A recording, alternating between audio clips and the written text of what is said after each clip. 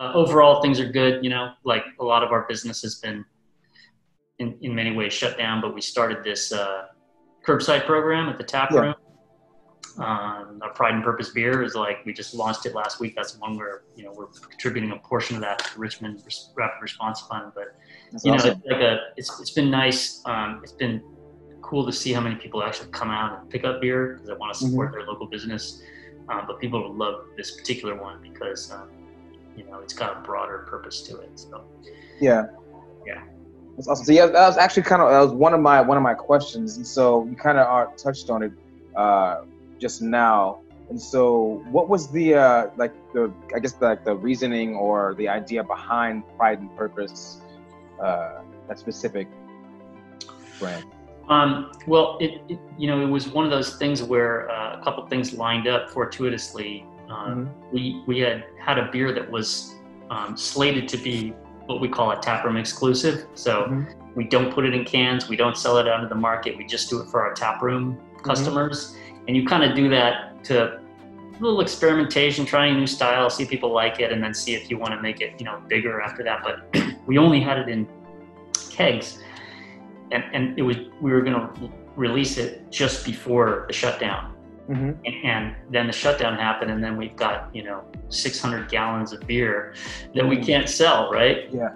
And so we're like, what should we do with this? And then little by little, you're seeing all these, you know, we're struggling to stay alive, and keep people on payroll and keep the wheels turning. But at the same time, you know, of course, people in this kind of situation become more magnanimous and start looking beyond their own issues and how can I help all these other people that are suffering? Because, hey, I got it tough, but these other people have it tougher. Yeah. So there's all these funds that are starting up to help different sectors of society: bar and restaurant workers, service workers, frontline, healthcare. And for us, we said, look, okay, we want to do something. We don't know what yet, but for us, Richmond has always been super important to us. Where we decide to, you know, locate our business and establish ourselves. And we've got so many, you know, good friends and connections and family here in Richmond now that we feel so close to. Yeah. So we thought, let's do something Richmond focused. And Stephen, our tapper manager, I think was looking around trying to come up with some ideas about how we could sell this beer and then donate a portion of the proceeds. And then he talked to Chris Whitmore, the mayor's chief of staff, and right then Chris said, "Oh, perfect timing, because we got this Richmond Rapid Response Fund that we're doing with Ed Fund West and the Rise Center and Richmond Promise, and, you know, putting this thing together. We're like, oh, it's perfect." Yeah. And we named it Pride and Purpose because we'd actually started doing some like T-shirts and caps with Pride and Purpose because this was such a great motto. Yeah.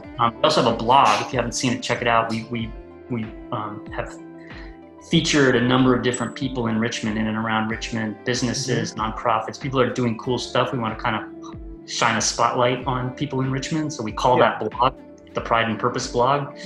And then we go, oh, what are we going to call this beer? Normally we don't name beers. We usually, you know, like our oatmeal stout is called oatmeal stout, you know. This is, I don't know, beer naming is kind of silly sometimes, like it's a little, you know, too clever.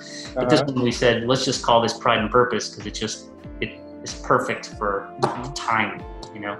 And the response has been amazing. It's just, again, it's like it gives people an opportunity to for us, certainly get our heads out of the weeds and look beyond our own little world here and try to participate in our little way in the broader effort to help people who are suffering as a result of the crisis.